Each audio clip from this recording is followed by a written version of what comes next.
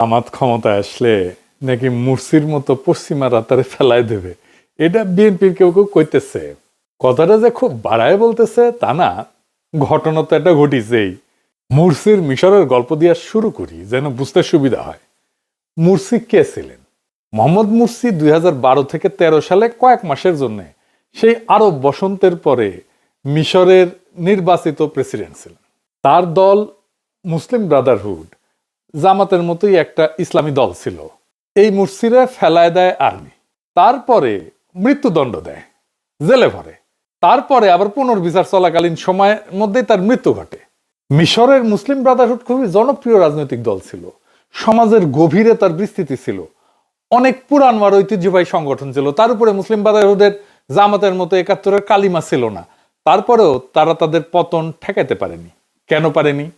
মুসলিম Brotherhood কেন তাদের পতন ঠেকাইতে পারেনি, এইটা জানা দরকার।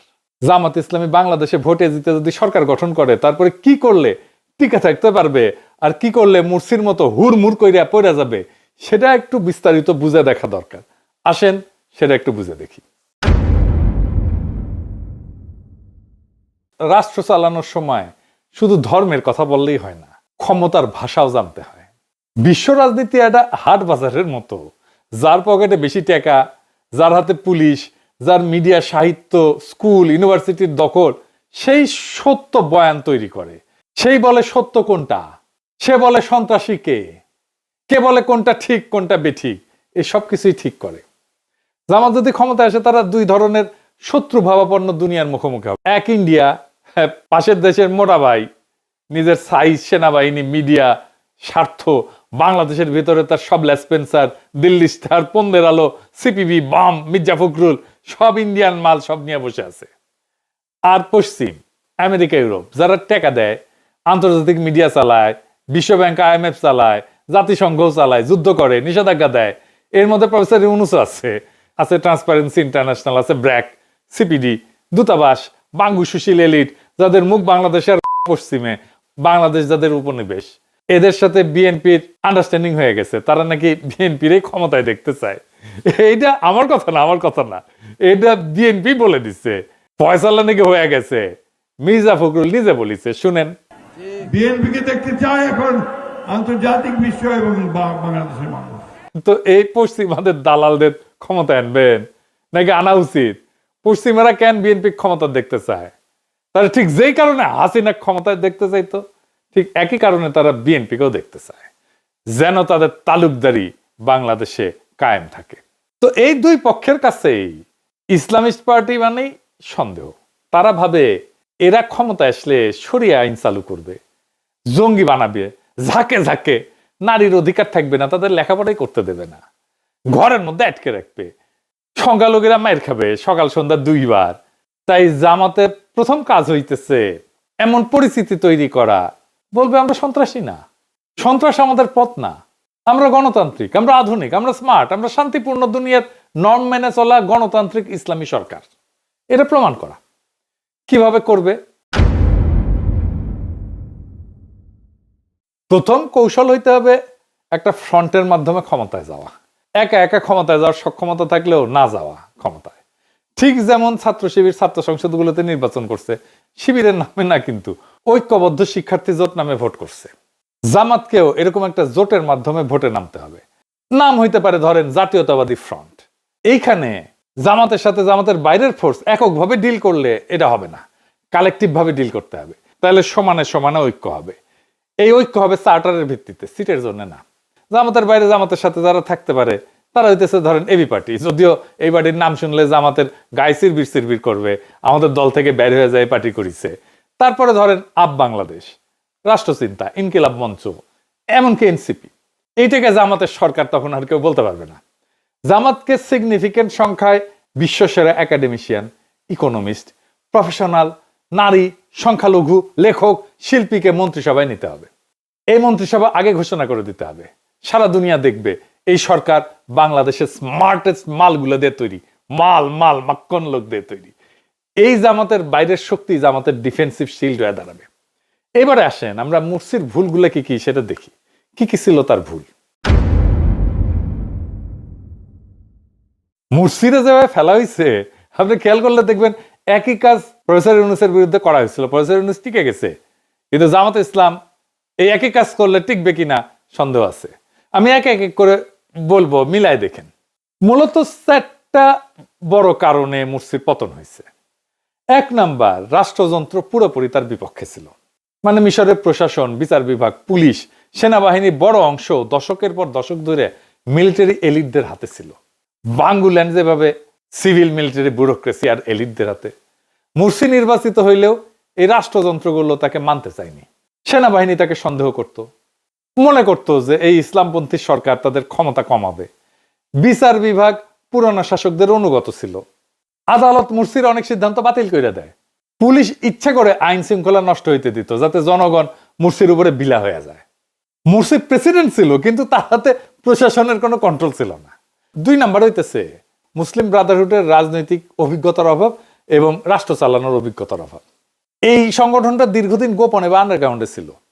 নির্বাচনী রাজনীতি বা রাষ্ট্র চালানোর অভিজ্ঞতা একেবারেই ছিল না বলতে গেলে। অতিরিক্ত দ্রুত নিজেদের লোক বসানোর চেষ্টা করছিল বিভিন্ন জায়গায়, এবং অন্য রাজনৈতিক দলগুলোকে, যারা তাদের মিত্র হইতে পারত, তাদেরকে যথেষ্ট সম্পৃক্ত না করে এই কাজগুলো শুরু করছিল। এবং এই জন্য শাসন কাজে অভিজ্ঞ আমলাতন্ত্রকে সে সামাল দিতে পারেনি। এতে করে মনে হয়েছে যখন নিজেদের লোক বসাইতে চাইছে, মনে হয়েছে মুরসি সবকিছু দখল করতে চায়। বাস্তবতা হয়তো পুরোপুরি সেটা ছিল না, কিন্তু জনমনে এই ভাবমূর্তিটা তৈরি হয়েছিল। 3 নাম্বার হইতেছে অর্থনৈতিক সংকট। মানুষ প্রচন্ড বিলা হয়ে গেছে। মুরসির সময় জ্বালানির সংকট হয়, বিদ্যুতের লোডশেডিং হয়, খাবারের দাম বাড়ে, পর্যটন খাতে ধস নামে। এই সমস্ত কারণে সাধারণ মানুষের হাতে টাকা পয়সা কমে যায়, সাধারণ মানুষের জীবন দুর্বিষহ হয়ে ওঠে, এবং লোকজন বলা বলি শুরু করে মুরসি ক্ষমতায় এসে কিছুই ঠিক করতে পারতেছে না। বাস্তবে কিন্তু অনেক সমস্যা তার আগের সরকার রেখে গেছে, কিন্তু দোষটা তাকেই নিতে হয়েছে। 4 নাম্বার হইতেছে যে মুরসির বিরুদ্ধে বিরোধী দল, সেনাবাহিনী এবং পুরনো শাসক গোষ্ঠী একসাথে জোট বেঁধে ফেলে। এই একই ঘটনা ঘটতে পারে জামাত ক্ষমতায় আসলে। বিএনপি, সেনাবাহিনী, আওয়ামী লীগ একসাথে জোট বেঁধে ফেলতে পারে। মুরসির বিরুদ্ধে তামারাদ নামে একটা আন্দোলন তৈরি হয়, যার পেছনে অর্থ, লোকজন সব দেয় পুরনো শাসকদের ব্যবসায়ী গোষ্ঠী এবং সেনাবাহিনী। তারা মানুষের অসন্তোষকে বড় কইরা প্রচার করে, মিডিয়া দিন রাত মুরসির বিরুদ্ধে ক্যাম্পেইন চালায়, শেষে লাখো মানুষকে রাস্তায় নামানো হয়। এইটাকে অজুহাত করে সেনাবাহিনী বলে দেশে বিশৃঙ্খলা তৈরি হয়েছে, তাই আমরা ক্ষমতা নিতেছি।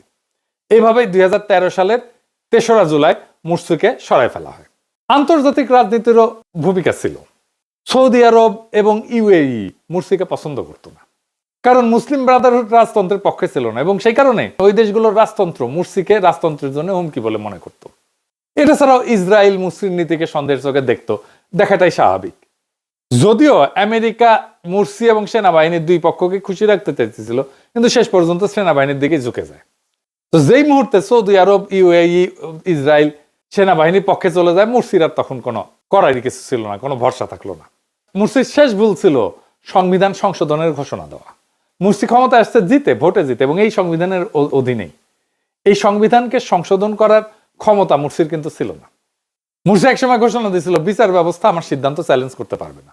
তিনি এটা করছিলেন যে সামরিক বাহিনী এবং বিচারিক চক্রের যে ষড়যন্ত্র, এটা থামাইতে। কিন্তু জনগণের কাছে মনে হইল মুরসি স্বৈরাচার হইতে চাইতেছে। এইটা তার জনপ্রিয়তাকে এক ধাক্কায় কমায় দেয়। দলের বাইরে যে জনসমর্থন ছিল, সেইটা চলে যায় তার পিছন থেকে। তার ফলে মুরসি নির্বাচিত হইলেও রাষ্ট্রের বাস্তব ক্ষমতা তার হাতে ছিল না, আর তাই টিকে থাকতে পারেনি। তাইলে জামাত যদি বাংলাদেশে ক্ষমতায় আসে, মুরসির পতন থেকে কি কি শেখা দরকার? জামাত যদি ক্ষমতায় আসে, মুরসির পতন এড়ানোর কয়েকটা কৌশল তাকে নিতে হবে। তাকে 3টা মাঠে খেলতে হবে: রাষ্ট্রযন্ত্র, বৈদেশিক শক্তি এবং সমাজ, দেশের ভেতরে। এই 3টাতে সঠিকভাবে খেলতে হবে। খেলা হবে, সেই খেলাটা খেলতে হবে। 1 নম্বর হইতেছে ভিতরের মাঠ, রাষ্ট্রযন্ত্র, সেনাবাহিনী, পুলিশ, আমলা, বিচার বিভাগ। এটা সবচেয়ে ঝুঁকিপূর্ণ জায়গা। বাংলাদেশের রাষ্ট্রযন্ত্র নিজেদের মতো করে একটা রাষ্ট্র, তার একটা ডিপ স্টেট আছে। এই রাষ্ট্রের একটা স্টেক আছে। এদের সাথে ভুলভাবে ডিল করলে যে কেউ পড়ে যাবে। প্রথম, সেনাবাহিনী। সেনাবাহিনীকে কিভাবে ডিল করতে হবে? এটা ঠিক আমরা জানি সেনাবাহিনীর মধ্যে জেনারেল আছে যারা গুম খুনের সাথে যুক্ত ছিল। এটা পুরোপুরি পরিষ্কার না। এই সত্য মেনে নিয়েই কৌশল নিতে হবে। সেনাবাহিনীর মধ্যে 3 ধরনের জেনারেল আছে। এক হচ্ছে অপরাধে জড়িত, গুম খুনের দায়ে ভয় পায় এই জন্যে। 2 নাম্বার হাসিনার অনুগত। রাজনৈতিকভাবে পক্ষপাতদুষ্ট। আর 3 নাম্বার পেশাদার অফিসাররা, এরা দায়িত্বশীল, শান্ত। ভুল কৌশল হবে একসাথে সবাইকে শত্রু ভাবা এবং একসাথে সবাইকে শাস্তি দিতে যাওয়া। এতে 1 নাম্বার এবং 2 নাম্বার গ্রুপ ভয় পেয়ে বিরোধী ফ্রন্ট তৈরি করে ফেলবে, এটা বিপজ্জনক। এইটার জন্য একটা ইনোভেটিভ কৌশল নিতে হবে। এটাকে বলা যেতে পারে ধরেন just transition for security sector. 3টা ধাপে এটা কাজ করা যেতে পারে। যারা অপরাধ করছে তাদের জন্য ট্রুথ অ্যান্ড অ্যাকাউন্টেবিলিটি কমিশন করা যেতে পারে। এটা প্রফেসর ইউনূস করতে পারতো, করে নাই, কারো কথা শুনে না তো সে। দক্ষিণ আফ্রিকার মতো ট্রুথ কমিশন করা যেতে পারে। গুম খুন দুর্নীতির কথা প্রকাশ করলে শাস্তি কম হবে, সম্পূর্ণ দায় ঢাকা যাবে না, কিন্তু সফট ল্যান্ডিং এর একটা ব্যবস্থা থাকবে। অপরাধীরা তখন আপনার বিরুদ্ধে যুদ্ধ করবে না, নিজেদেরকে বাঁচানোর জন্য সহযোগিতা করবে। 2 নাম্বার হইতেছে যারা হাসিনার অনুগত জেনারেল, তাদের ডিপলিটিসাইজেশন করতে হবে। তাদের সরাসরি বাইর করে দেওয়া যাবে না, বরং নন অপারেশনাল পোস্টিং, যেমন ডিফেন্স কলেজে প্রশিক্ষণ, বিদেশে মিশন, এই সমস্ত জায়গায় তাদেরকে পোস্টিং দিয়ে দিতে হবে এবং ধীরে ধীরে নতুন প্রফেশনাল নেতৃত্ব গড়ে তুলতে হবে এবং পেশাদার অফিসারদের উন্নত অবস্থান নিশ্চিত করতে হবে। বাজেট বাড়াইতে হবে, প্রশিক্ষণ দিতে হবে, আধুনিক অস্ত্র শস্ত্র যন্ত্রপাতি এটা দিতে হবে, টেকনোলজি দিতে হবে। সেনাবাহিনী যেন আবার কখনো মনে না করে যে মুজিবের মতো রক্ষী বাহিনীর মতো একটা দলীয় মিলিশিয়া তৈরি করবে, না, স্পষ্ট বার্তা দিতে হবে দলীয় মিলিশিয়া না, রাষ্ট্রীয় সেনাবাহিনী দেশের প্রতিরক্ষার কেন্দ্র। রক্ষী বাহিনী করা কিন্তু মুজিবের সবচেয়ে বড় ভুল ছিল এবং এটা পুনরাবৃত্তি করা যাবে না। রক্ষী বাহিনী 2 কারণে আত্মঘাতী ছিল। সেনাবাহিনী মনে করলো সরকার তাদের মাথার উপরে নিজস্ব বাহিনী বসাতেছে, আর 2 নাম্বার হইতেছে রক্ষী বাহিনী বেশি বাজেট পাচ্ছে, তারা বেশি সুযোগ সুবিধা পাচ্ছে। তারপরে হইতেছে ধরেন আমলা, পুলিশ, পুরো সিস্টেম, এটাকে যদি একবারে বদলাইতে যায় অর্থনীতি থেমে যাবে। বাংলাদেশের প্রশাসন দুর্নীতিগ্রস্ত, কিন্তু একদিনে সব সরাইতে গেলে দেশ থমকে যাবে। এইখানে যে কৌশল নেওয়া যেতে পারে, ধরেন 2 লেয়ার রিফর্ম মডেল নেওয়া যেতে পারে।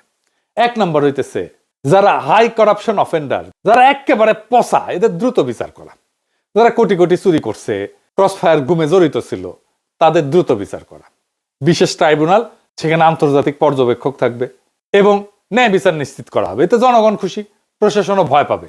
2 নাম্বার মিডিল এবং লোয়ার টায়ার কর্মকর্তা, যারা অতখানি দুর্নীতিতে যুক্ত ছিল না এবং বাধ্য হয়ে হাসিনার পক্ষে কাজ করতে হয়েছে, তাদের রিওরিয়েন্টেশন করতে হবে এবং পারফরমেন্সের কন্ট্রাক্টের ভিত্তিতে তাদের চাকরিটা রাখতে হবে, যেন দুর্নীতির সুযোগটা কমে এবং স্বচ্ছতা বাড়ানো যায়। এবং কি পারফরমেন্স ইন্ডিকেটর ভিত্তিক পদোন্নতির ব্যবস্থা করতে হবে। যারা শত্রু না তাদেরকে শত্রু বানানো যাবে না।